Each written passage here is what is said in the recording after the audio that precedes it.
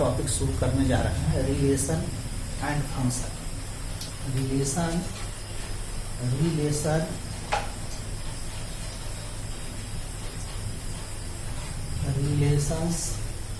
And functions. पहले तो ये क्लियर करो कि फंक्शन जो होता है, function is a special type of relation.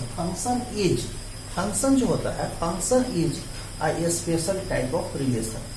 Function जो है एक विशेष प्रकार का, एक विशेष खास तरह का क्या होता है, एक खास तरह का जो संबंध होता है, एक विशेष प्रकार का जो संबंध होता है। सभी संबंधों को, सभी रिलेशन को फंक्शन नहीं कहते हैं, लेकिन एक स्पेशल टाइप होता है, उस रिलेशन को ही क्या कहते हैं, फंक्शन कहते हैं।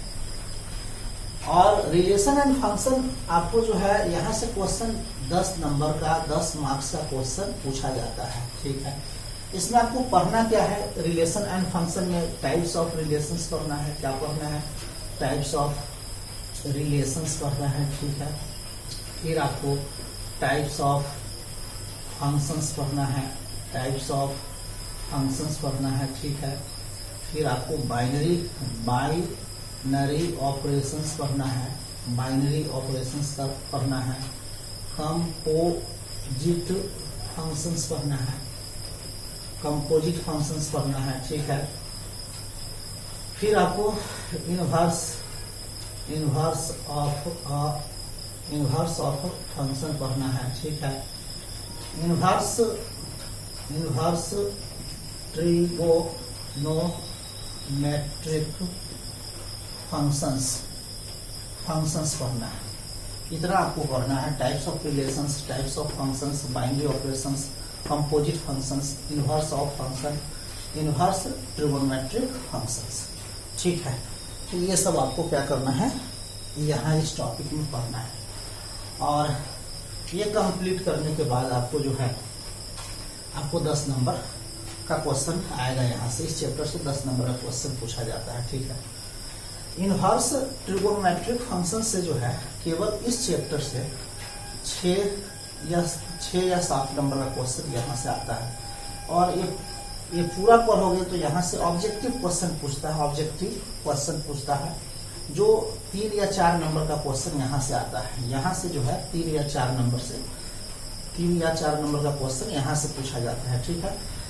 और यहाँ से 6 नंबर का क्वेश्चन पूछा जाता है इस चैप्टर से, ठीक है। तो रिलेशन एंड फंक्शन जो है काफी मजेदार टॉपिक है। तो पहले हम लोग रिलेशन को समझेंगे, ठीक है। फिर फंक्शन समझेंगे कि फंक्शन होता क्या है। फंक्शन का कॉन्सेप्ट क्लियर कर लेते हो तो कैलकुलस में भी आपको काफी हेल्प मिलेगा। कैलकुलस में फंक्शन को क्लियर करते हो तो काफी हेल्प मिलेगा, ठीक है।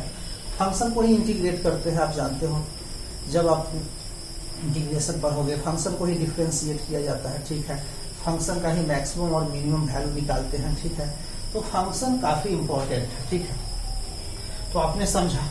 तो रिलेशन का डेफिनेशन लिखने से पहले हम लोग 1-2 टर्म क्लियर करते हैं। जैसे A, B ऐसे लिख दिया, इसको क्या कहते हैं, ऑर्डर्ड पेयर कहते हैं। क्या कहते हैं, इसको ऑर्डर्ड पेयर कहते हैं, क्रमित युग्म कहते हैं, ठीक है। इसको क्या कहा जाता है, ऑर्डर्ड पेयर कहा जाता है, ठीक है। इसको फर्स्ट कंपोनेंट कहते हैं। क्या कहते हैं, ए को क्या कहते हैं, फर्स्ट कंपोनेंट कहो, फर्स्ट कोऑर्डिनेट कहो, फर्स्ट एंट्री कहो। और बी को क्या कहते हैं, वही सेकेंड कंपोनेंट कहो, सेकेंड कोऑर्डिनेट कहो, सेकेंड एंट्री कहो। तो ये हो गया आपका ऑर्डर्ड पेयर हो गया, ठीक है। तो ये तो क्लियर हो गया कि ए को क्या कहते हैं, फर्स्ट कोऑर्डिनेट कहते हैं, इसको कहते हैं सेकेंड कोऑर्डिनेट कहते हैं। तो an ordered pair is a pair of objects। ध्यान से देखोगे, an ordered pair होता है, क्या होता है, a pair of objects. Pair का मतलब होता है जोड़ा, युग्म होता है, वस्तुओं का जो जोड़ा होता है उसी को क्या कहते हैं, ऑर्डर्ड पेयर कहते हैं, ठीक है। तो ये क्या हो गया, आपका ऑर्डर्ड पेयर हो गया। ऐसे लिख दोगे तो इसको क्या कहोगे, ऑर्डर्ड पेयर, ठीक है। तो आप इसको लिख सकते हो, ठीक है। इसको क्या कहते हैं, ऑर्डर्ड पेयर कहते हैं। ऑर्डर्ड पेयर क्या होता है, वस्तुओं का युग्म जो होगा है ना, उसी को क्या कहते हैं, ऑर्डर्ड पेयर कहते हैं। ठीक है, तो समझ में आया। अब एक टर्म जो है आप लोग क्लास 11th में पढ़ेंगे कार्टेशियन प्रोडक्ट। तो Cartesian product of two sets, Cartesian product of two sets, दो सेट्स का कार्टेशियन प्रोडक्ट जो होता है वह क्या होता है, एक सेट होता है। दो सेट्स का कार्टेशियन प्रोडक्ट जो होता है वह क्या होता है, एक सेट होता है। ठीक है, और आप जानते हो कि सेट के अवयवों को मिडिल ब्रैकेट के अंदर लिखा जाता है। ये क्या है, सेट है ना। इसमें 1 2 3 लिख दिया, तो इस सेट में कितने अवयव है, 3 अवयव है। ठीक है, तो ये हो गया सेट हो गया। ठीक है, सेट को कैपिटल A B C इत्यादि से सूचित किया जाता है। जैसे B = लिख दिया, ऐसे लिख दिया, तो इसको इम्प्टी सेट कहते हैं। क्या कहते हैं, इम्प्टी सेट कहते हैं। तो हम लोग क्लियर करते हैं कार्टेशियन प्रोडक्ट। कार्टेशियन प्रोडक्ट का डेफिनेशन लिखने से पहले हम लोग क्या करते हैं, एक एग्जाम्पल के थ्रू जो है कार्टेशियन प्रोडक्ट को समझते हैं। कार्टेशियन प्रोडक्ट होता क्या है, जैसे यदि हम मान ले कि इफ A = ये सब आप मत लिखोगे, समझोगे, डेफिनेशन लिखाएंगे फिर उसको लिखोगे। जैसे यहाँ 1 2 है और सेट B में हम क्या ले लिया, A B ले लिया। ठीक है, तो सेट A तथा सेट B के कार्टेशियन प्रोडक्ट को, सेट A तथा सेट B के कार्टेशियन प्रोडक्ट को ऐसे इस प्रकार ऐसे निरूपित करते हैं। ठीक है, ऐसे निरूपित करते हैं। सेट A तथा सेट B के कार्टेशियन प्रोडक्ट को इस प्रकार क्या करते हैं, हम लोग निरूपित करते हैं। ठीक है, और इसको क्या पढ़ते हैं, A क्रॉस B पढ़ोगे। क्या पढ़ोगे, A क्रॉस B। तो A क्रॉस B जो होता है एक सेट होता है। A cross B is a set. ठीक है, A क्रॉस B क्या है, यह A क्रॉस B जो है, A क्रॉस B एक सेट होता है। ठीक है, तो जैसे यहाँ A क्रॉस B निकालना हो आपको, देन A क्रॉस B निकालोगे, तो यहाँ A क्रॉस B है, तो A क्रॉस B है, तो A क्रॉस B कैसे निकालते हैं, तो फर्स्ट कंपोनेंट जो होगा वह सेट A का अवयव होगा और सेकेंड कंपोनेंट जो लेंगे वह सेट B का अवयव लेंगे। ठीक है, तो जैसे यहाँ 1 ले लिया तो 1, यहाँ कॉमा दे दोगे, A ऐसे लिखते हैं, ऐसे लिखते हैं, ध्यान से देखोगे, 1 A लिख दिए, फिर यहाँ कॉमा दोगे। ठीक है, फिर क्या लिखोगे, 1, B। समझ में आ रहा है, तो 1 A लिख दिया, फिर 1, B लिख दिया, फिर क्या लिखोगे अब 2, A, और फिर क्या आप लिखेंगे, 2, B लिखेंगे। ठीक है, तो A क्रॉस B निकालोगे तो फर्स्ट कंपोनेंट जो होगा, ऑर्डर्ड पेयर का फर्स्ट कंपोनेंट जो होगा वह सेट A का अवयव होगा और ऑर्डर्ड पेयर का सेकेंड कंपोनेंट जो होगा वह सेट B का अवयव होगा। जैसे B क्रॉस A निकालना हो तो कैसे निकालोगे। ठीक है, B क्या है आपका, A, यही आपका B है, क्रॉस है, यहाँ क्रॉस है तो क्रॉस दे दो। सेट A क्या है आपका, 1 2 है। ठीक है, अब कैसे निकालोगे, समझोगे आराम से, A, 1, ठीक है, फिर A, 2, फिर क्या लिखोगे, 2, 1, फिर क्या लिखोगे, B, 1, फिर क्या लिखोगे, B, 2। ठीक है, तो यहाँ क्या देखते हो, फर्स्ट कंपोनेंट जो है वह सेट B का अवयव है और सेकेंड कंपोनेंट जो है वह सेट A का अवयव है। तो यहाँ आप क्या देखते हो, B क्रॉस A क्या है, एक सेट है। B क्रॉस A क्या है, एक सेट है। A क्रॉस B क्या है, एक सेट है। तो A cross B is the set of all ordered pairs. ठीक है, A cross B is the set of all ordered pairs where X is the element of set A। X जो होगा set A का अवयव होगा and Y जो होगा वह सेट B का अवयव होगा। समझ में आया, X जो है सेट A का अवयव होगा और Y जो है सेट B का अवयव होगा। तब जब A क्रॉस B होगा तो ठीक है, A क्रॉस B होगा तो फर्स्ट कंपोनेंट जो होगा, ठीक है, फर्स्ट कंपोनेंट जो होगा वह सेट A का अवयव होगा और सेकेंड कंपोनेंट जो होगा वह सेट B का अवयव होगा। तो A क्रॉस B जो है, A क्रॉस B क्या है the set of all ordered pairs. ठीक है, तो ये तो आप समझा कि A क्रॉस B क्या होता है, एक सेट होता है। ठीक है, अब कार्टेशियन प्रोडक्ट का हम लोग डेफिनेशन लिखते हैं।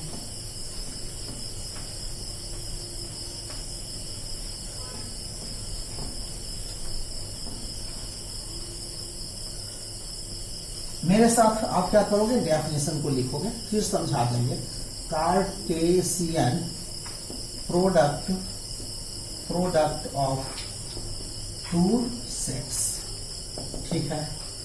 Cartesian product of two sets, दो सेट्स का कार्टेशियन प्रोडक्ट।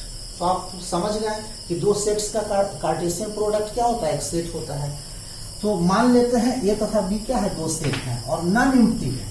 नॉन एम्प्टी है यानी जैसे सेट ए में यदि हम 1 2 ले लिए तो सेट ए क्या है, नॉन एम्प्टी सेट है, इसमें 1 2 है। अगर सेट बी बराबर हम ए लिख देते हैं, इसलिए एक भी अवयव नहीं लेंगे, तो इसको कहते हैं एम्प्टी सेट। तो क्या होना चाहिए, ए तथा बी क्या होना चाहिए, नॉन एम्प्टी सेट होना चाहिए। क्या होना चाहिए, नॉन एम्प्टी सेट होना चाहिए। तो क्या लिखोगे, if A and B are two non empty sets, यदि ए तथा बी क्या हो, दो नॉन एम्प्टी सेट हो,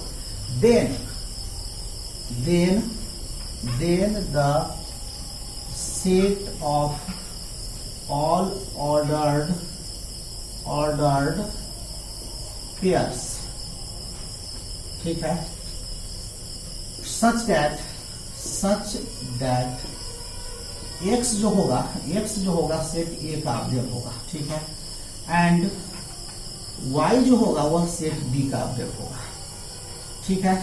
तो ध्यान से देखोगे, यदि ए तथा बी क्या हो, तो नॉन एम्प्टी सेट हो, तो the set of all ordered pairs, तो सभी क्रमिक युग्मों का जो सेट होगा, सभी क्रमिक युग्मों का जो सेट होगा, वह सेट जो है ए तथा बी का कार्टेशियन प्रोडक्ट कहलाता है। क्या कहलाता है, कार्टेशियन प्रोडक्ट कहलाता है। जहां फर्स्ट कंपोनेंट जो होगा सेट ए का अवयव होगा और सेकेंड कंपोनेंट जो होगा वह क्या होगा, सेट बी का अवयव होगा। तो क्या लिखोगे, is called Cartesian product of sets A and B, ठीक है। तो फिर से एक बार समझोगे, यदि ए तथा बी क्या हो, दो नॉन एम्प्टी सेट हो, ए तथा बी दो नॉन एम्प्टी सेट हो, तो सभी क्रमिक युग्मों का जो सेट होगा, वह सेट जो है ए तथा बी का कार्टेशियन प्रोडक्ट कहलाता है। क्या कहलाता है, कार्टेशियन प्रोडक्ट कहलाता है। जहां फर्स्ट कंपोनेंट जो होगा, फर्स्ट कोऑर्डिनेट जो होगा वह सेट ए का अवयव होगा और सेकेंड कोऑर्डिनेट जो होगा वह सेट बी का अवयव होगा, ठीक है, समझ में आया। एंड इज डिनोटेड बाय, ऐसे डिनोट करते हैं, ए तथा बी के कार्टेशियन प्रोडक्ट को, सेट ए तथा सेट बी के कार्टेशियन प्रोडक्ट को, है ना, ऐसे क्या करते हैं, निरूपित करते हैं, व्यक्त किया जाता है, डिनोट किया जाता है, ठीक है। इसको क्या पढ़ोगे, ए क्रॉस बी पढ़ोगे, ठीक है, इसको क्या पढ़ोगे, ए क्रॉस बी पढ़ोगे, ठीक है। तो 10 इस प्रकार A cross B is equal to आप क्या लिख सकते हो, तो यहां आप ऑर्डर्ड पेयर लिए हो तो x, y such that x जो होगा सेट ए का अवयव होगा एंड y जो होगा वह सेट बी का अवयव होगा, ठीक है, समझ में आ रहा है। b एंड b क्रॉस ए जो होगा तो क्या लिखेंगे यहाँ, y, x हो जाएगा, ठीक है, सच दैट y जो होगा सेट ए का अवयव होगा, y is the element of set B, y जो होगा वह सेट बी का अवयव होगा एंड x जो होगा वह सेट ए का अवयव होगा, ठीक है। तो यहां से भी आप समझ रहे हो, ठीक है।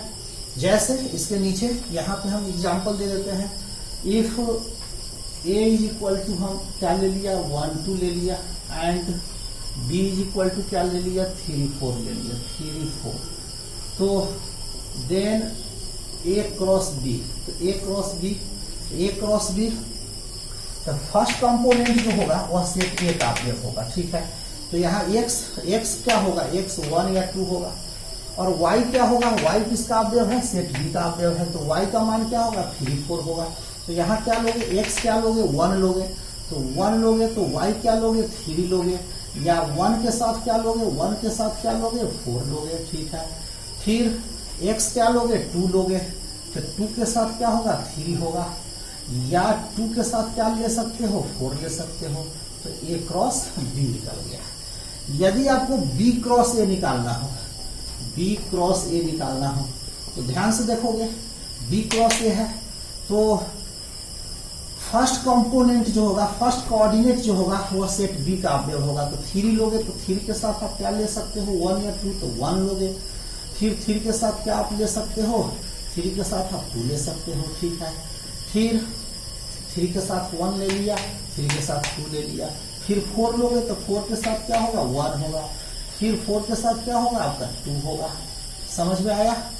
तो ये बी क्रॉस ए निकल गया। तो बी क्रॉस ए क्या है, एक सेट है, ठीक है। क्या है, सेट है।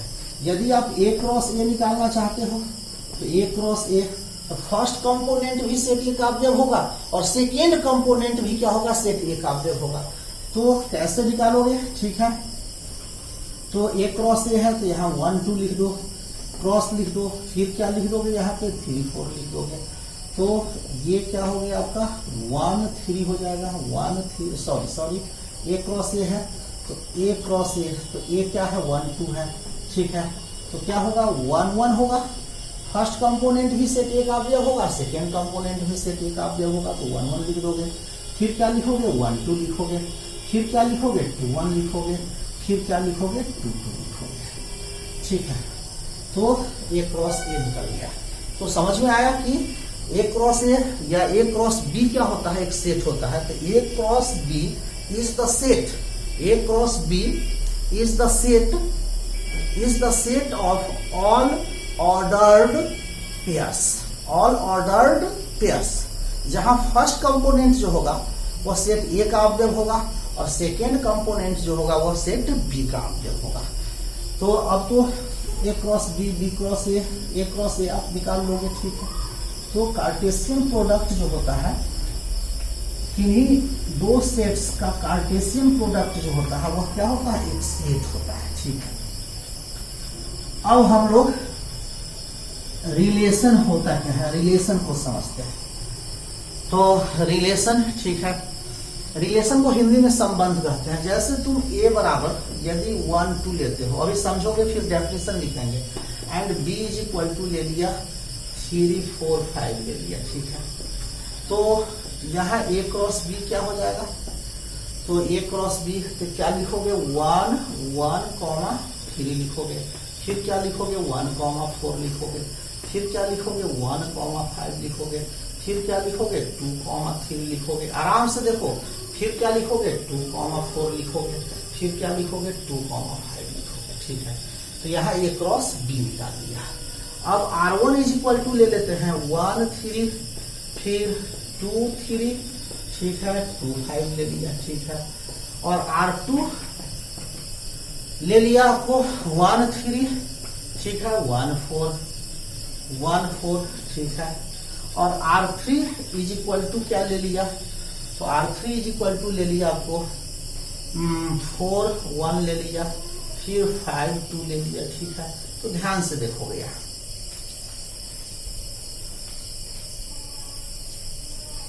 तो यहां आप क्या देखते हो कि R1 जो है A क्रॉस B का सबसेट है। सबसेट का मतलब होता है जैसे सेट A सेट B का, सेट A जो है सेट B का सबसेट होगा। इसको पढ़ते हैं A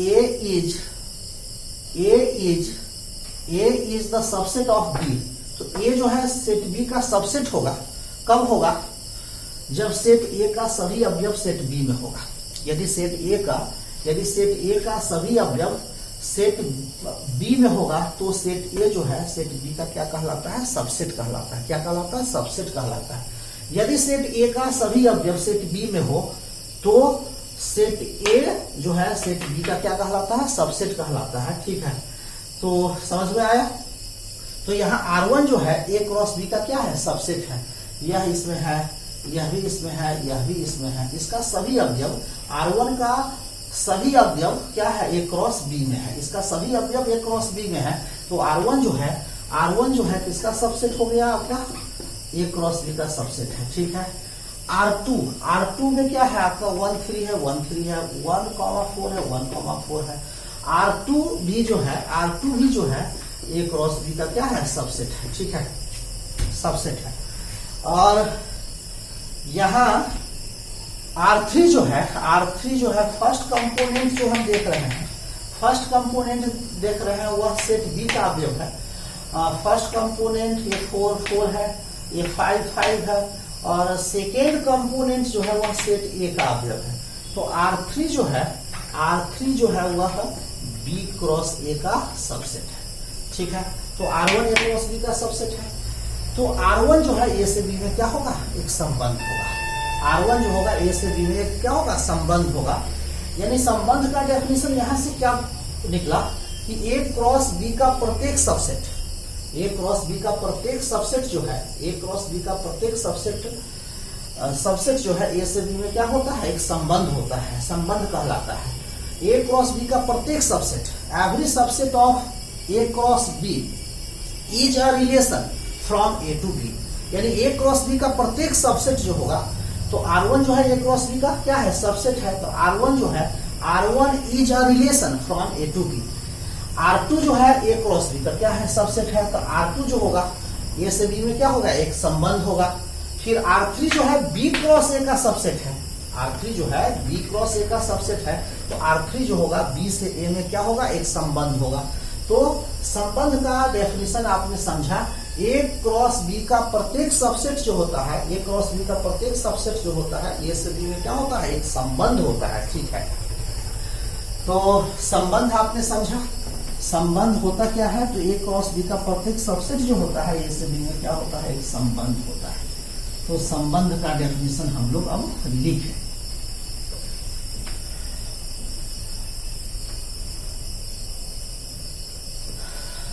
रिलेशन,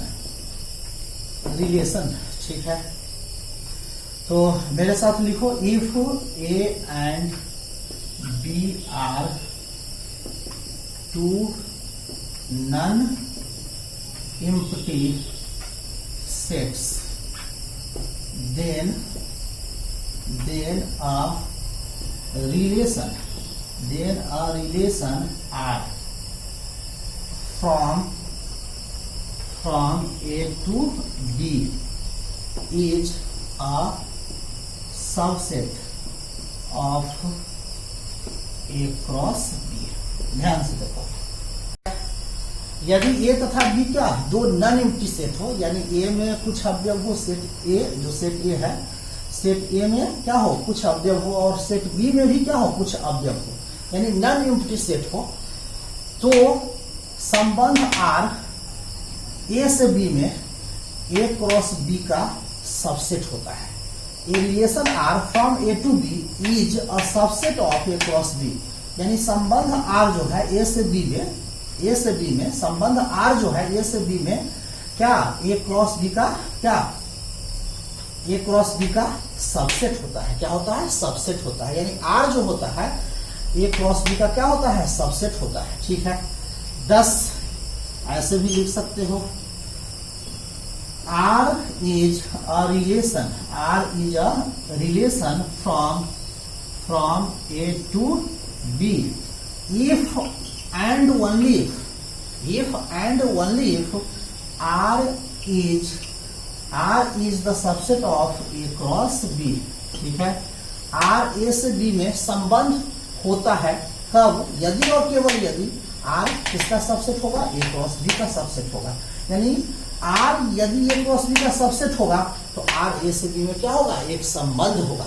तो समझ में आया। यानी A क्रॉस B का प्रत्येक सबसेट, A क्रॉस B का प्रत्येक सबसेट जो है A से B में क्या कहलाता है, A क्रॉस A से B में क्या कहलाता है, एक संबंध कहलाता है। ठीक है, समझ में आया। तो संबंध आपने समझा, संबंध होता क्या है। ठीक है, तो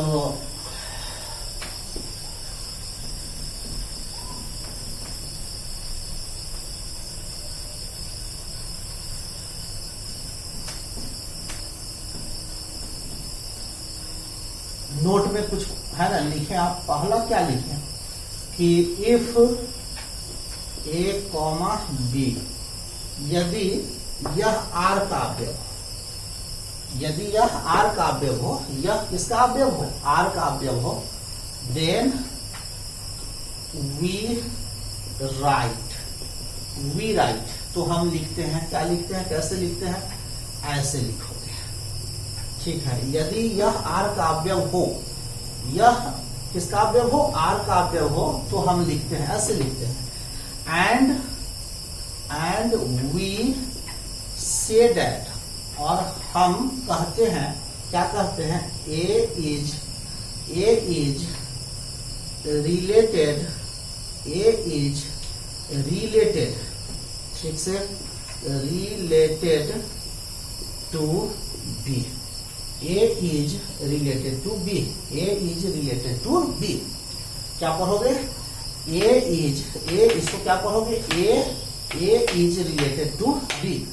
second point, if A comma B, यदि यह आर का अवयव न हो, if it is not an element of R, यदि यह आर का अवयव न हो, देन वी राइट, तो हम लिखते हैं, क्या लिखते हैं, कैसे लिखोगे, ए लिख दोगे, यहाँ आर लिख दोगे, यहाँ बी लिख दोगे, ऐसे काट दोगे, ठीक है। And we say that A is not related to B, ठीक है, लिख लो इसको, समझ में आया, ठीक है। यदि यह आर का अवयव न हो तो ऐसे लिखोगे, और इसको क्या पढ़ोगे, A is not related to B, क्या पढ़ोगे, A is not related to B, और इसको क्या पढ़ोगे, A is related to B, क्या पढ़ोगे, A is related to B. तीसरा point, A cross B is equal to B cross A, ठीक है। इफ ए जो होगा बी के बराबर होगा, यदि ए बी के बराबर होगा, A is equal to B, A B के बराबर होगा, तो ए क्रॉस बी बराबर क्या होगा, बी क्रॉस ए। चौथा, ए क्रॉस बी बराबर नहीं होगा B cross A, if A is not equal to B, ठीक है। पांचवा पॉइंट क्या लिखेंगे आप, A cross B is equal to 5, ठीक है। If and only if A is equal to 5 और बी इज इक्वल टू 5, ठीक है। तो इसको आप उतार ले, तो आपने रिलेशन समझा, ठीक है। रिलेशन होता क्या है,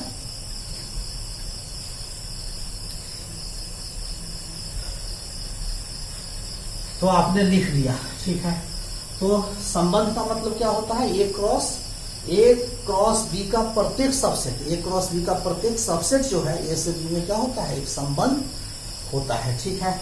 जैसे यहाँ पे ए क्रॉस ए, यदि हम ए बराबर क्या ले लें, यदि ए इज इक्वल टू हम 1 2 ले लें, तो ए क्रॉस ए क्या होगा, तो ए क्रॉस ए ये हो जाएगा 1 2, क्रॉस 1 2 लिखोगे, ठीक है।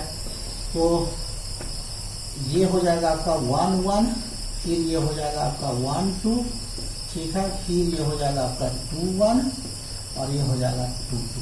ध्यान से देखोगे, ठीक है, समझ में आया। तो यहाँ पे तुम देखोगे ए क्रॉस ए का प्रत्येक सबसेट जो होता है, सेट ए पर एक संबंध होता है। यदि हम आर बराबर क्या ले लें, 1 1 और 1 2 ले लेंगे, तो यहाँ हम क्या देखते हैं कि आर जो है ए क्रॉस ए का क्या है, सबसेट है, तो आर जो है सेट ए पर क्या होगा, एक संबंध होगा। तो संबंध आपने समझा कि संबंध होता क्या है।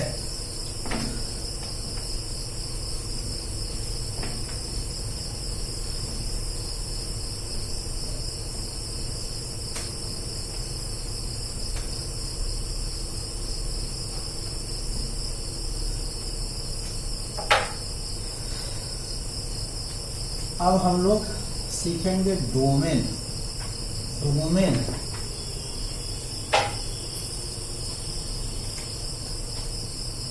डोमेन, रेंज एंड को डोमेन ऑफ ए रिलेशन। ठीक है, डोमेन, रेंज, को डोमेन। डोमेन को हिंदी में क्या कहते हैं? प्रांत कहते हैं। तो प्रांत कहो या डोमेन कहो। रेंज को हिंदी में परिसर कहते हैं, तो परिसर कहो या रेंज कहो। को डोमेन, को डोमेन को हिंदी में सह प्रांत कहते हैं, तो सह प्रांत कहो या को डोमेन। आपको डोमेन रेंज समझना है, ना कि इसका हिंदी क्या होता है, प्रांत होता है। अरे डोमेन क्या होता है? किसी संबंध का, किसी रिलेशन का डोमेन। ठीक है, तो इसको डोमेन का डेफिनेशन लिखने से पहले हम लोग एक एग्जाम्पल के थ्रू जो है कि डोमेन, रेंज और को डोमेन को समझते हैं। ठीक है, फिर उसका एग्जाम्पल लिख देंगे। ठीक है, फिर उसका डेफिनेशन लिख देंगे। ठीक है, तो जैसे a इज इक्वल टू हम लोग ले लेते हैं 1 2 3 ले लिया। ठीक है, and b is equal to ले लिया xy ले लिया। ठीक है, तो देन a क्रॉस b तो आप निकाल लोगे। कैसे निकालते हैं? a क्रॉस b है, तो फर्स्ट कंपोनेंट जो होगा वो सेट A का अवयव होगा। तो यहाँ 1 के साथ क्या लोगे? x लोगे, या 1 के साथ क्या लोगे? y लोगे। ठीक है, 1 के साथ x ले लिया, 1 के साथ y ले लिया। फिर 2 के साथ क्या लोगे? 2 के साथ आप x लोगे। फिर 2 के साथ क्या लोगे? y लोगे। ठीक है, फिर 3 के साथ क्या लोगे? x लोगे। 3 के साथ क्या लोगे? y लोगे। क्या समझ में आ रहा है? तो ये क्रॉस b निकाल दिया। ठीक है, अब r is equal to 1x, ठीक है, 1y, 2x, 3y। तो यहां ध्यान से देखोगे कि r जो है a क्रॉस b का क्या है? सबसेट है। r जो है a क्रॉस b का क्या है? सबसेट है। यह इसमें है, यह इसमें है, यह इसमें है, यह इसमें है। ठीक है, तो r किसका सबसेट है? a क्रॉस b का। तो यदि r a क्रॉस b का सबसेट होगा, यदि r किसका सबसेट हो? a क्रॉस b का सबसेट हो, तो क्या r के अवयवों, r के अवयवों क्या कह रहा है? ध्यान से देखोगे, r के अवयवों के प्रथम घटकों का जो संग्रह होगा, जो सेट होगा, वह सेट जो है, उस सेट को क्या कहते हैं? उस सेट को ही क्या कहते हैं? डोमेन ऑफ आर कहते हैं। क्या कहते हैं? डोमेन ऑफ आर कहते हैं। तो इसका डोमेन क्या हो जाएगा? तो यहाँ पहला काम क्या करना? आर ए क्रॉस बी का क्या होना चाहिए? सबसेट होना चाहिए। तो डोमेन ऑफ आर जो हो जाएगा, डोमेन ऑफ आर जो हो जाएगा, ध्यान से देखोगे क्या बोल रहे हैं? डोमेन ऑफ आर होता क्या है? तो पहला तो आर जो होना चाहिए क्रॉस बी का क्या होना चाहिए? सबसेट होना चाहिए।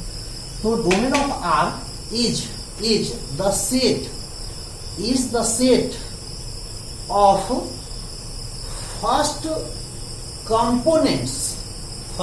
Components of elements of R. समझ में आया? क्या समझा?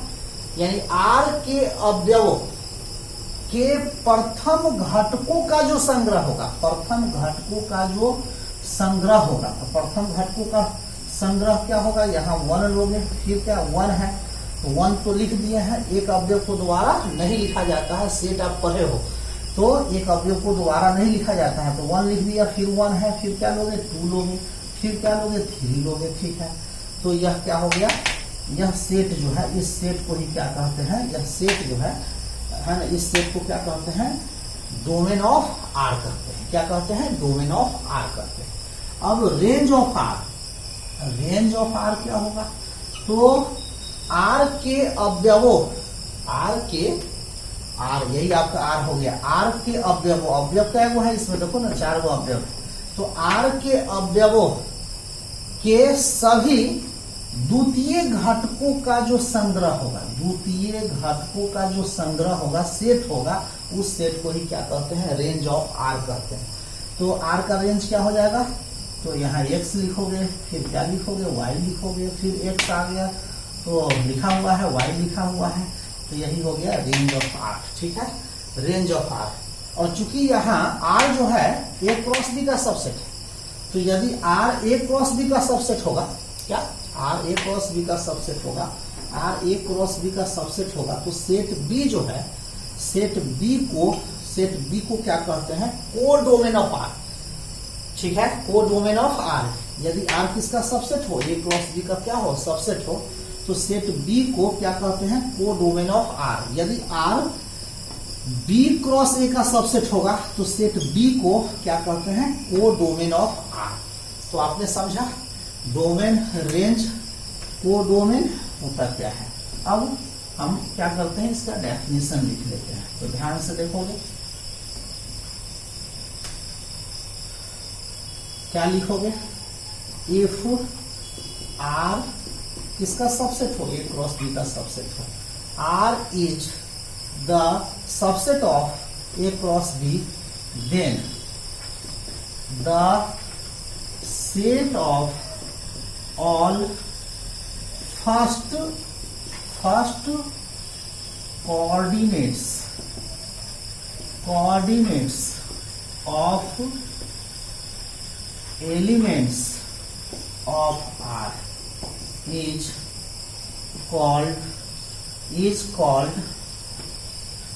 called domain of R। ध्यान से देखोगे, यदि R किसका सबसेट हो, ए क्रॉस बी का सबसेट हो, तो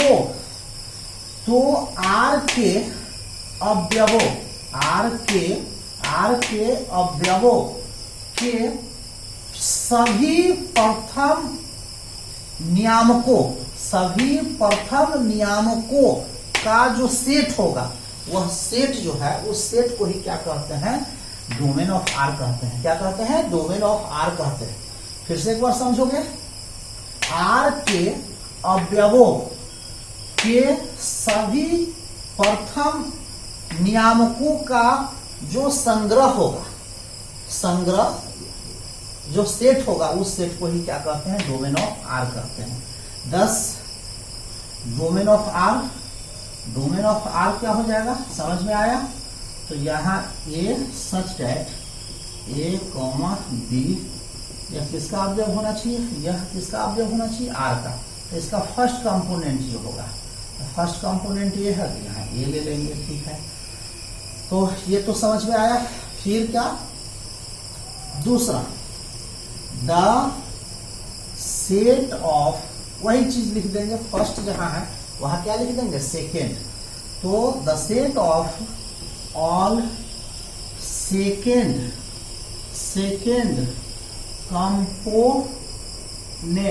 components of elements of R is called range of R। वही बात हुआ। ठीक है, क्या, R के अवयवों के सभी द्वितीय घटकों का जो सेट होगा, आर के अवयव, आर में जो अवयव सब होगा, ठीक है, तो आर के अवयवों के सभी द्वितीय घटकों का जो सेट होगा, वह सेट क्या, उस सेट को ही क्या कहते हैं, रेंज ऑफ आर कहते हैं। ठीक है, तो 10 रेंज ऑफ आर क्या हो जाएगा, रेंज ऑफ आर जो आपका होगा वह क्या होगा, बी सच दैट। समझ में आ रहा है। ठीक है, तो आपने ये समझा। ठीक है, अब तीसरा पॉइंट क्या है आपका, तीसरा पॉइंट, चूंकि आर ए क्रॉस बी का क्या है, सबसेट है, आर जो है ए क्रॉस बी का सबसेट है, तो set B, the set B is called codomain of R. R A cross B का सबसेट है, तो सेट बी को ही क्या कहते हैं, सेट बी को क्या कहते हैं, कोडोमेन ऑफ आर। यदि आर बी क्रॉस ए का सबसेट होगा, तो सेट ए जो होगा, सेट ए को क्या कहेंगे, सेट ए को ही क्या कहते हैं, कोडोमेन ऑफ आर। पहले इसको लिखिए, इस पर एक एग्जाम्पल हम देते हैं। ठीक है, एग्जाम्पल से और समझेंगे आप। ठीक है, इसको लिख लीजिए। एक छोटा सा एग्जाम्पल लेते हैं। If A is equal to 1 2 3 4 and B is equal to क्या ले लेते हैं, एक्स वाई जेड ले लिया, ठीक है। एंड आर बराबर ले लेते हैं क्या, 1x 1y फिर 3y फिर 3z, ठीक है। तो यहाँ ध्यान से देखो, तो ध्यान से आप देखोगे तो आर किसका सबसेट है, ए क्रॉस बी का सबसेट है। फर्स्ट कंपोनेंट जो हम देख रहे हैं वो सेट ए का अवयव है और सेकेंड कंपोनेंट जो है वह सेट बी का अवयव है, ठीक है। तो डोमेन ऑफ आर निकालना है, तो डोमेन ऑफ आर क्या हो जाएगा, डोमेन ऑफ आर, तो डोमेन ऑफ आर होता क्या है, आर के अवयवों, तो इसमें कितने अवयव हैं, 4 अवयव हैं, तो आर के अवयवों के सभी प्रथम घटकों का जो सेट होगा, आर के अवयवों के सभी प्रथम घटकों का जो सेट होगा उस सेट को ही क्या कहते हैं, डोमेन ऑफ आर कहते हैं। तो इसमें क्या क्या ले लोगे, 1 है तो 1 लोगे, फिर ये 1 है तो 1 तो लिख चुके हो, फिर क्या लोगे 3, तो यही हो गया क्या, आर का क्या हो गया, डोमेन हो गया, ठीक है। अब क्या निकालोगे, रेंज ऑफ आर निकालना हो तो आप समझ चुके हो, सेकेंड कंपोनेंट सब ले लो तो क्या हो जाएगा, एक्स और वाई होगा, फिर वाई आ गया तो वाई लिखा हुआ है, एक अवयव को दोबारा नहीं लिखा जाता है, ठीक है। फिर क्या लोगे, जेड, है ना। इस सेट को क्या कहोगे, इस सेट को क्या कहते हैं, रेंज ऑफ आर, यह हो गया, यह क्या हो गया, रेंज ऑफ आर हो गया, ठीक है। अब कोडोमेन ऑफ आर क्या होगा, तो चूंकि आर जो है ए क्रॉस बी का सबसेट है, तो सेट बी जो होगा, है ना, सेट बी जो होगा, सेट बी को क्या कहेंगे, सेट बी जो होगा कोडोमेन ऑफ आर होगा, ठीक है। तो समझ में आया, समझ में आया, कोई डाउट, ठीक है। तो स्टेप बाय स्टेप समझोगे, फिर हम लोग किसी सेट पर संबंध, रिलेशन ऑन अ सेट, किसी सेट पर संबंध, फिर टाइप्स ऑफ रिलेशंस कल हम लोग पढ़ेंगे, ठीक है। Reflexive relation, transitive relation, symmetric relation, equivalence relation, universal relation, इस पर चर्चा करेंगे, ठीक है। फिर क्वेश्चन बनाना शुरू कर देंगे, ठीक है। तो ठीक से थ्योरी को समझोगे, थ्योरी को ठीक से पढ़ोगे, ठीक है। और डिटर्मिनेंट और मैट्रिक्स हम पढ़ा चुके हैं। यदि डिटर्मिनेंट और मैट्रिक्स का थ्योरी आप देखना चाहते हो तो YouTube पर जाकर PD फाउंडेशन